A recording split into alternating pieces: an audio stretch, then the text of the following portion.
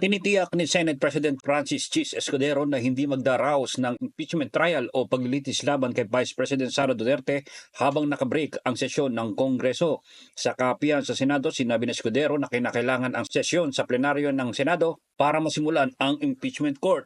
Aniya sa Hunyo 2, magbubukas ang 28th Congress at sesyon para masimulan ang impeachment trial. Sinabi pa nito na para mag-convene ang impeachment court, kailangan na may sesyon ang Senado para manumpa ang mga senador na tatayong impeachment judges. Gayun din, dadaan pa ito sa isang proseso sang-ayon sa rules at practice at procedure ng Senado kaugnay ng impeachment complaints. Sinabi pa ni Escudero na noong araw ng sesyon ay walang caucus na naganap at walang usapang nangyari sa pagitan ng mga miyembro ng Senado kaugnay ng anumang bagay. Idinagdag pa nito na bago mag-adjourn ang Senado noong Miyerkules at kahit noong nakarang linggo ay walang nangyaring pagpupulong na formal ang mga senador kaugnay nito.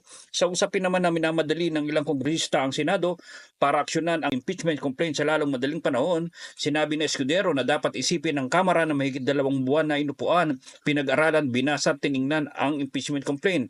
Aniya pa, gagawin ng mga senador ngayong nakareses ang mga pag-aaral ng rules ng Senado sa impeachment dahil kailangan itong i-update.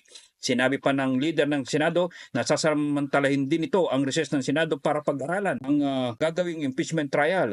Kasabay nito, nanawagan din si Escudero sa mga kapwa nito senador na samantalahin ang panahon ng nakabakasyon ng mga ito para mag-aral sa gagawing impeachment trial.